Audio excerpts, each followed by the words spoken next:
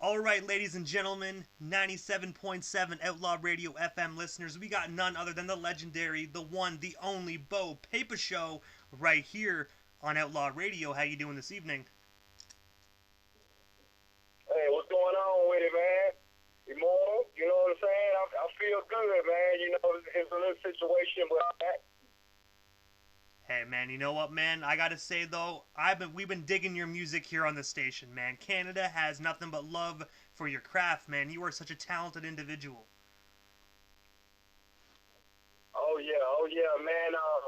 Just been, just dealing with the music, the modeling, the fitness side of it, the boxing side of it, the movie side of it. It's just so many multiple layers to me. You know, it's just not just one man show type of deal. But at the same time, it is like that. You know, because I mean I've gotten here on my own merit, and I had a little bit of help, but at the end of the day, it's just been off my hard work, dedication, like Mayweather would say. And I have to ask you, Bo, like, what made you decide to get into the music industry, like, from the beginning?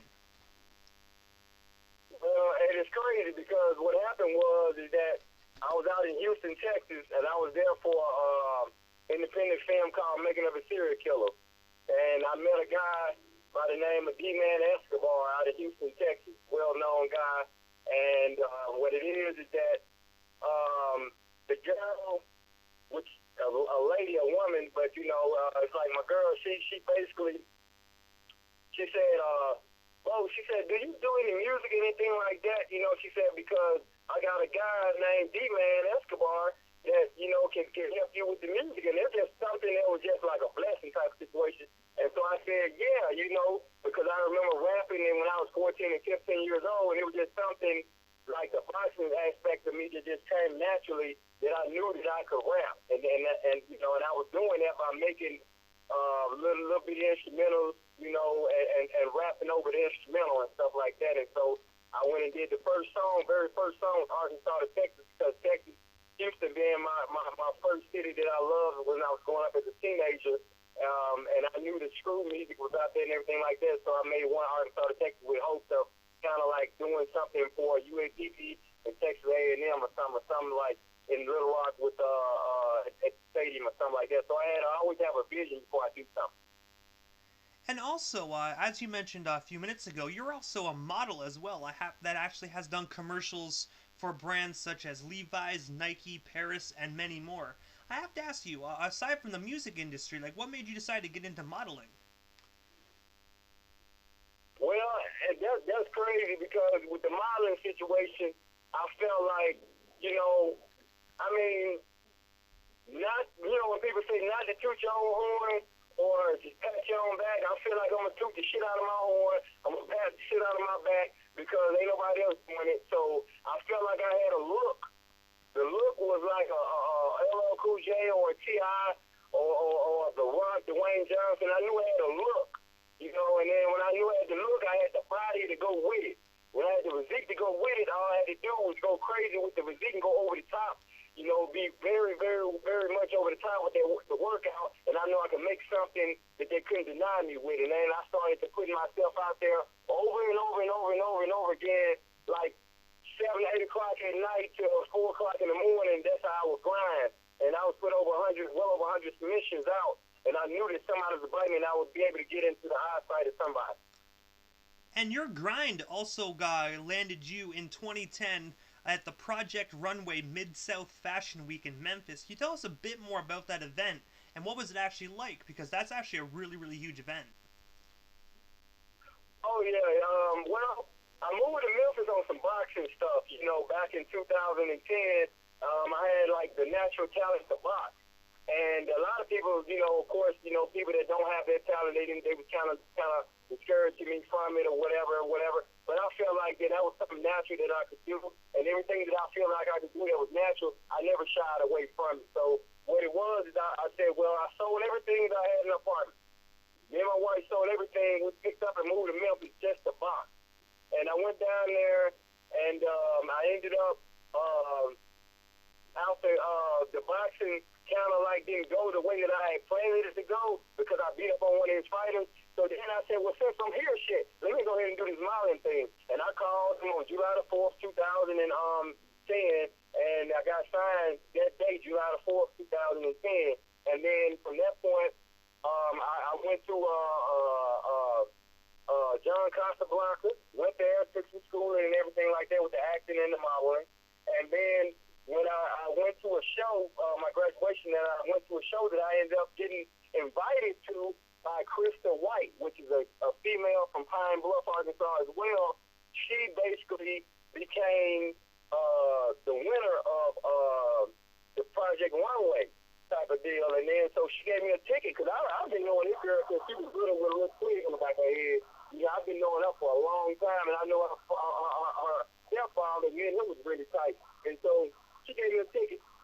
I went to the show. When I went to the show, this guy named Leonard was looking at me like right across on the front, good ticket. And so he came to me and he said, "Man, look, I want to sign you." And then he did, and then that's the way it went. So thanks to Krista for giving me the ticket, and then me getting ready and putting my best foot forward to be somebody extra than what I wasn't before. Are you still are you still doing the modeling today, or is that just something that you put on the back burner? Nah, I can't put nothing on the back burner. Everything is still on the grill. I'm still cooking. Everything is cooking. I'm still looking like, like the Adrian male, like a Bernard Hopkins.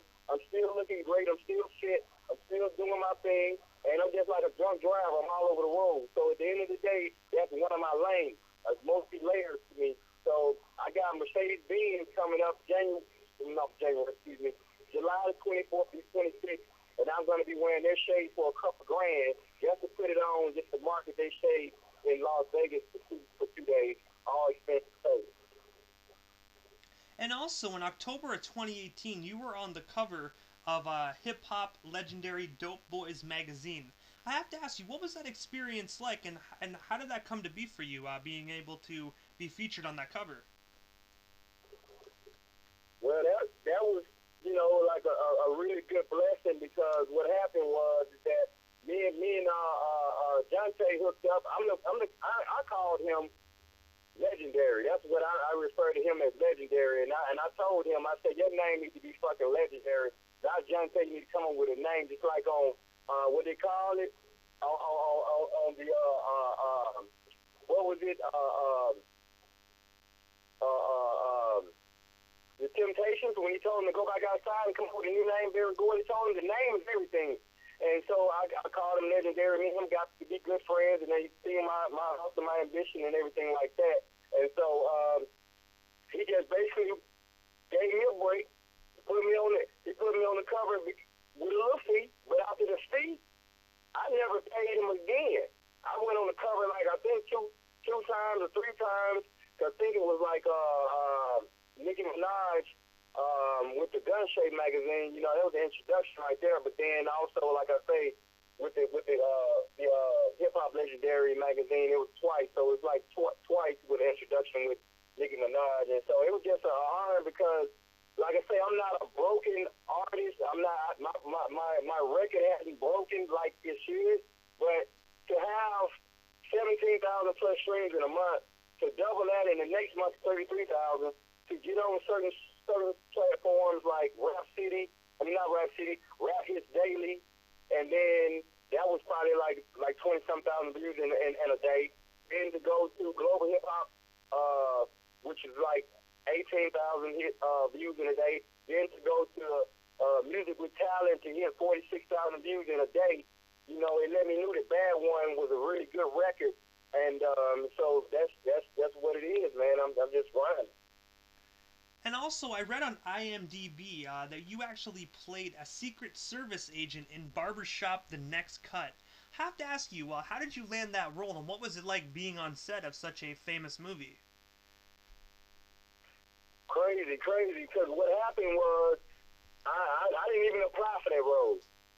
I didn't apply for that role. What happened is I looked in the email. Bam, there was Bad Boys. I know it wasn't Bad Boys. It was Barbershop: The Next Cut, because I did Bad Boys for like 2. But Barbershop: The Next Cut. And I was looking for a plane or a train, which is Amtrak or a flight or a bus to get there. And it wasn't nothing coming my way to get there. And so what it was, I looked at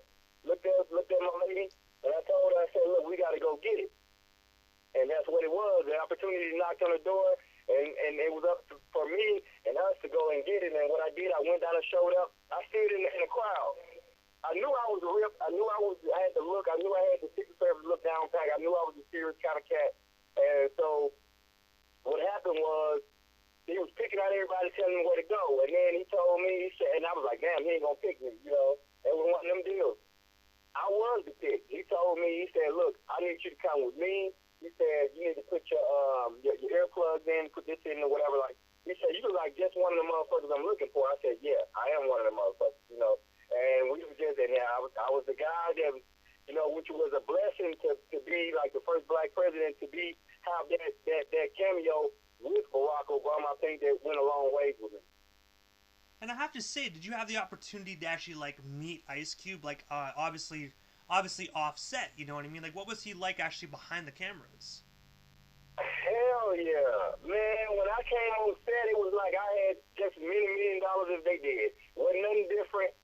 You know, I looked like money, and I act like I looked like money because my money was my money, my look was my look, my attitude was my attitude, my confidence was my confidence. And that's just the way I stood. I held my head high, and I handled my business. I was professional as I am with all the things that I do. And Cube and me, I just went up to the guy, and I slapped him on his wrist. I slapped him on his wrist. I said, hey, man, what's going on? I said, And I recited a line. I was like, from the Django Promoters. And he recited the line back to me. And then I was like, let me get a picture after that. Not knowing I've been talking to his road manager the whole time outside, they were talking to me. And he ain't got it, you know. And I told him, I was like, man, I, you know, need a little bit of help or whatever. I'm grinding my ass off, but I just need, you know, sometimes you need relationships, hookups, and different things like that. And then what's wrong with your money and your grind? And he said, would you get information to my manager? And little did I say, my number changed a couple times, so I never did get the call or whatever like that. But I know he know who I am because JB Smooth, Nicki Minaj, Cedric Entertainer, all of these guys come and came up to talk to me a couple of times and asked me what all did I do and everything. And I knew that them guys would always remember me because I left an everlasting impression from the first get-go. And I knew I was the best hidden gem in Arkansas and that I would be that guy sooner or later, and that's what I'm looking at. And also, when you brought up earlier about Bad Boys, that was actually my next question on the list. So I actually read on your website that you were in Bad Boys for Life, so the most recent installment to the franchise.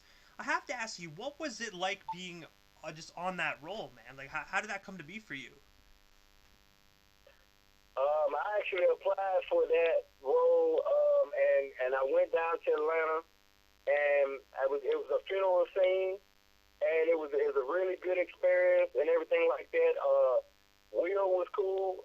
Martin was cool. You know, they were in their SUVs or whatever like that. And me, I'm the type of person, I'm an open book type of guy.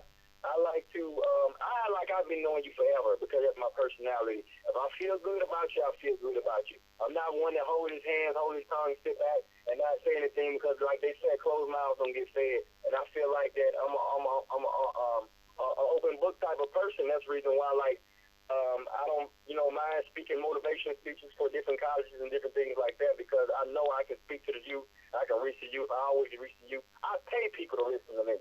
If you listen to me, I'll make your ass cry. I'll give you $20 to listen.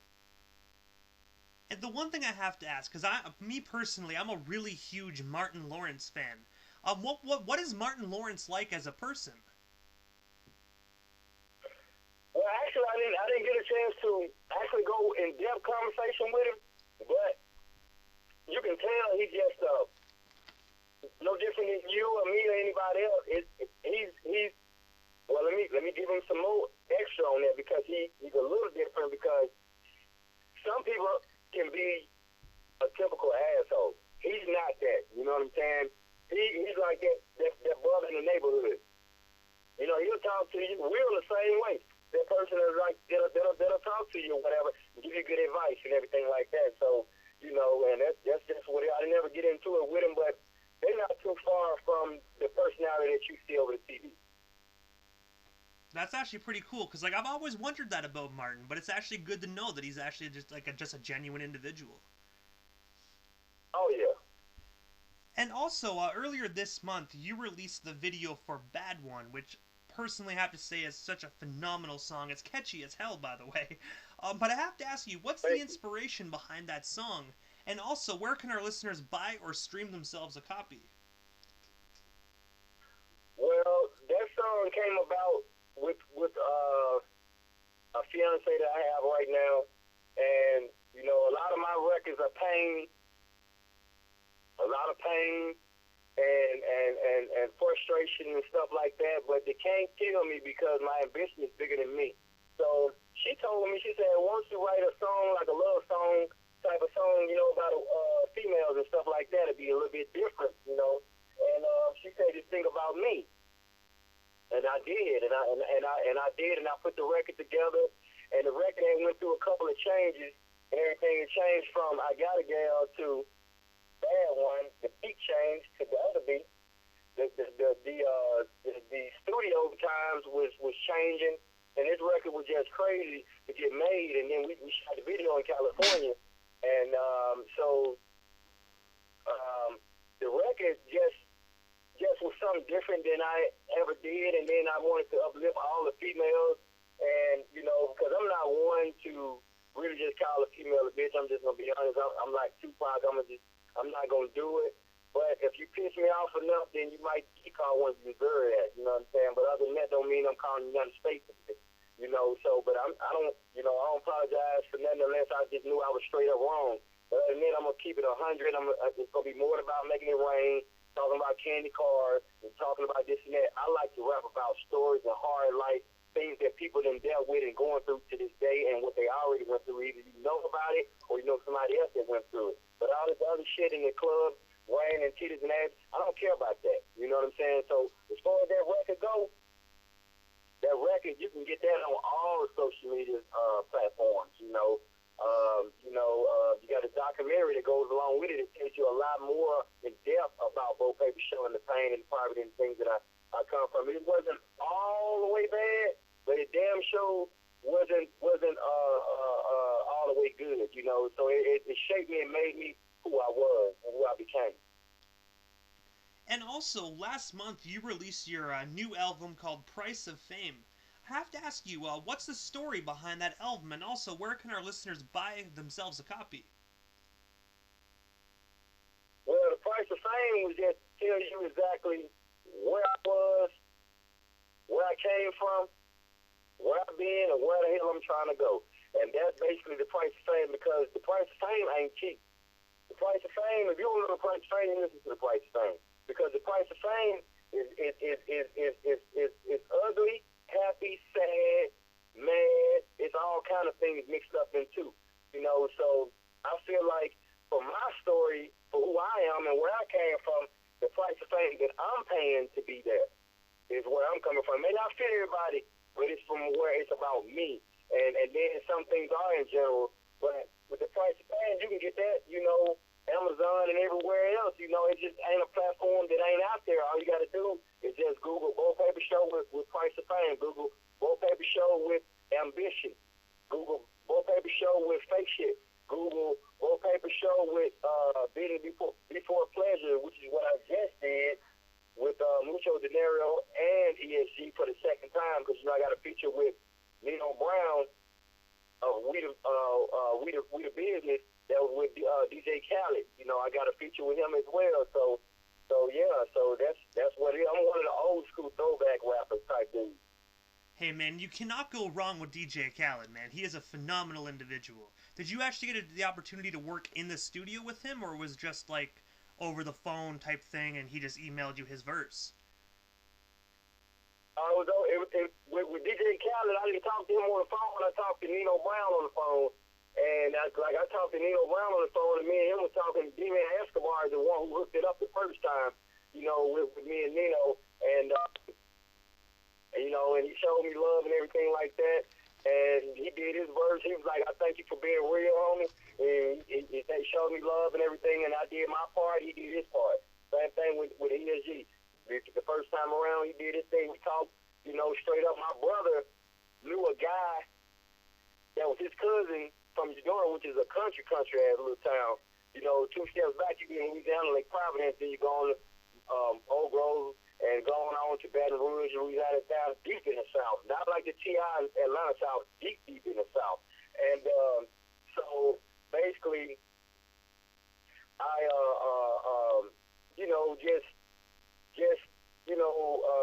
when I did the record with ESG, he just, we was friends after the record, but we got really close because of, like I say, the guy that did the 33rd movie, the guy that was in the 33rd movie, named Charles Knight, which is my oldest brother, cousin. He gave me the number to Charles Knight. I called Charles Knight. Charles Knight gave me the number to ESG. And I called ESG, then we did the record. And it was like that. And then so now me and ESG back talking again, and we got each other's cell numbers again and everything like that. And he's like, I can plug you with the whole SUC or whatever like that. But hey, ESG is a real motherfucker. He always showed me love, whatever like he did on this record right here, which is releasing, by the way, July the 4th on TuneCore. And also, I believe that is the project that you sent to me yesterday when we were chopping it up via Facebook. And it's actually called Business Before Pleasure is what you brought to my attention. And I just want to ask, could you tell our listeners a bit more about that project? And also, what can they expect for when it actually gets released? Well, the idea from Business Before Pleasure is like my no-nonsense type of situation. Like, it's always business before pleasure. I hate when the motherfuckers too cool with me, too much of a homeboy where they don't do their fucking job. When they become almost jealous or almost type of person that, you tell me it's not a competition, but you tell me if I'm right or wrong. Because I heard people like Gary Nova that mixed and mastered bad one. That's a 19-time Grammy-nominated person that won 3 times. If you don't believe in yourself, no fucking body else will. So my thing is this. It's a competition because they got categories. Am I correct? They got the best rapper of the year or whatever, or the rookie of the year, whatever the categories are. Best male hip-hop artist of the year. If you ain't winning, then you ain't doing shit. Then that means that it's a competition. That means that your record ain't good enough. Something ain't right. You know what I'm saying? So my thing is this. I'm trying to be number one. I'm not coming to get along with no fucking body. If you want to do a record, you want to do a feature with me, you want to do when we feature me and shit, I'm coming like DMX and 50 Cent and all of these, all of the older rappers, you know what I'm saying?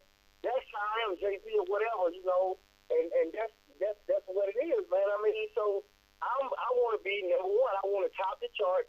I want to be one of the hottest rappers around. I don't want to get in here and just do a little something. It's like being a boxer, being a champion one time, and then you lose the fucking belt, like what we did real quick after he beat the first Mexican champion. Then no matter because Snickers didn't endorse your ass, you should have been eating Snickers. You should have been the champ. You should have been eating like what your boy Canelo would do. You see your friends, you should have been doing what Canelo would do. So that's why I do when it comes to the music entertainment or anything that I do in entertainment.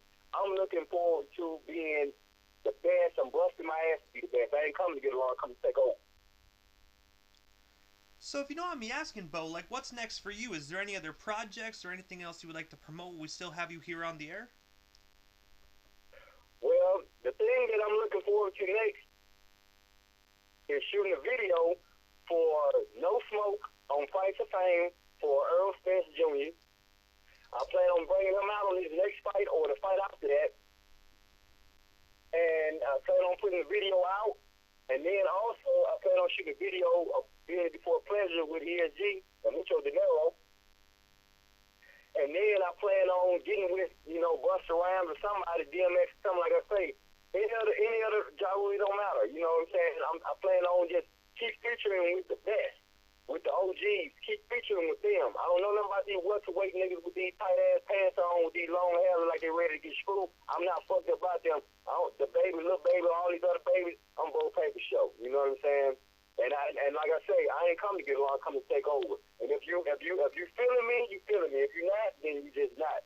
You know what I'm saying? But at the end of the day, I'm through being modest and humble. I came to do my business. That's all it is. You know what I'm saying? Because I've been through the ringer. I've had people out spent this, that, and shit don't don't work out the way it's supposed to be, but I'm going to keep on moving because at the end of the day, you'll be again, like on 5 Heartbeats, beating your head upside the fucking wall, talking about I messed up with it. Yeah, you messed up with him because you're looking at a self-made boss. And that's just the way it is. My confidence is through the roof. And I know how to get along, coachable, I know all that, but at the same time, I'm coming for mine. So at the end of the day, you look for new movies, you can look for the Mercedes-Benz eyewear campaign, which I did one already in Dallas, North Dallas, and you can look for some more modeling, you can look for some boxing. I'm working with Cal Dawson, which is former president of Murder Inc., with Ja Rule. So, you know, it's a lot of people. I still got Gary Noble, you know, that's willing to mix and master my music. You know, and I just got ESG, I got the whole South. You know, that once I got one legend, you know, if I'm doing good with him with a good relationship, it's going to be like wildfire, like California will catch everywhere. Most definitely. So, Bo, this is the time in the interview that I give a chance for the individual that comes on the radio station. Just a chance to give shout-outs to whomever they want to give shout-outs to. And, of course, your social media handles. That way our listeners can follow you and your journey if they're not already doing so. Well, first of all, I want to give shout out to God. I want to give shout out to him because if it wasn't for him, I wouldn't even be here on the radio with you. You know what I'm saying? So I'm giving shout out to him, and you know, you know, I want to give shout out to, you know, Keith Curzart for basically giving me the opportunity to work with him as a consultant. You know, we had our bump heads and shit. You know what I'm saying, or whatever the case might be. I'm a real motherfucker, and I'm just gonna keep it 1,000. You know what I'm saying? I give shout out to Gary Noble for giving me the opportunity to get my shit mixed and mastered. Real good dude. Give shout out to Champ 5 Mike for shooting my video for Bad One. I give shout out to Kimberly Gillum, which is my fiance, which is like my manager right now. You know, I give shout out to, B-Tip for showing up in my video. I give shout out to, G-Rod for coming from Vegas to my video shoot. I give shout out to, to pretty much, everybody that got love for me or whatever, whether they don't have it or whatever, but it's just the experience I have. Fuck the love. A lot of people just got fake love. But if you deal with me and and we work some kind of way, then I got love for you or whatever, So, that's just the way it is. I don't know. I don't have a list or nothing like that, but I just go with the current people that I'm dealing with at this particular time. I give a shout out to ESG for working with me. Give a shout out to Nino Brown for working with me as well, and I just look forward to a long relationship, even with Cal Dawson for working with me and dealing with me, and then the Ryan Show as well, I just give shouts out to all these guys right there. So I'm just ready to rock and roll, man. I'm not a guy of a whole lot of words. I'm a guy that words that need to be spoke, I will speak, but at the same time, I'm ready to get going with them like Tupac. We don't have all the luxury to be fucking around. So I'm ready to get back in the studio, do what I do, and just keep going. Because as long as I've been with Keith Curzart, with Inglewood Universal, when I came out with Bad One, it was a single. Then I came back out with Price of Fame. Fake Shit. Then I came out with Price of Fame. Now I'm out here with Bidding Before Pleasure. So that's like 4 different records in a matter of since 6 months. You know what I'm saying? So that means that I'm working. Oh, most definitely, man. When you brought up B-Tip, G-Rod, Keith Lazark, those are 3 amazing individuals. I've had the privilege of interviewing Keith and B-Tip, man. They're such phenomenal individuals. And I actually have G-Rod coming up here in a few weeks as well. So, man, those are some real individuals, man. I'll tell you that for a fact. Yeah, me and G-Rod, he asked me to be on the record. And he told Keith, it was so funny because Keith told me, I said, I want to be on the record. He said, nah. He said, it ain't a request, guy. And he said, he actually is a request, nigga. You know what I'm saying? So I was like, okay, so, we'll work or whatnot or whatever the case might be because, like I say, G-Rod never done shit to me. You know what I'm saying? So it's like, I'm open to work with everybody. You know what I'm saying? And like I say, whether you get it right or wrong the first time, the problem over it is when you're a man, you can make it right. As long as your ass still breathing, you can get it right and get back to it because that's what Big and Pop can get a chance to do. But as long as you're alive, you can get the shit popping back like it needs to be. Don't let nobody be the middleman. You talk for yourself. And the one thing I want to touch base on quickly, because I heard you mention the Ryan Show. We actually air the Ryan Show here on Outlaw Radio every single Friday at 4 p.m. Eastern. So I want to ask, are our listeners going to be able to hear another interview with you, but on the Ryan Show this time? Absolutely, absolutely. That's exactly what I'm saying. And matter of fact, Cal Dawson working with me on the boxing tip. You know what I'm saying? So I'm looking to break back off in that right there. You know, so it don't matter. You know what I'm saying? And so I'm into knocking your ass off, because if I ain't into knocking your ass off, why I look like I look without no scar battles in my face? That means that's somebody that know how to fight. So whether it's fighting, whether it's rapping, whether it's movies, whether it's modeling, whether it's whatever, I'm about that. You know what I'm saying? I'm gonna go get that bread, and that's just what it is. And I have to ask you, would you be able to drop your social media handles? That way our listeners can shoot you a follow? Everything is Bo Paper Show. Instagram is Bo_Paper Show, PayPershow. The Facebook is Bo Paper Show. It's BO. Then that's the first name. Paper Show is the second name. PayPershow. And everything is just. And Twitter is the same thing as Bo Paper Show. It's at Bo Paper Show. So everything is Bo Paper Show. So I look forward to having my own show one day. That's the reason why I got the name Bo Paper Show. It's self-explanatory. You pay me per show. You already know, man. That sounds like a great way to name yourself. I want to say, Bo, thank you so much for coming up on 97.7 Outlaw Radio FM. It was an absolute honor and most definitely a privilege, and I hope down the road we can make this happen again.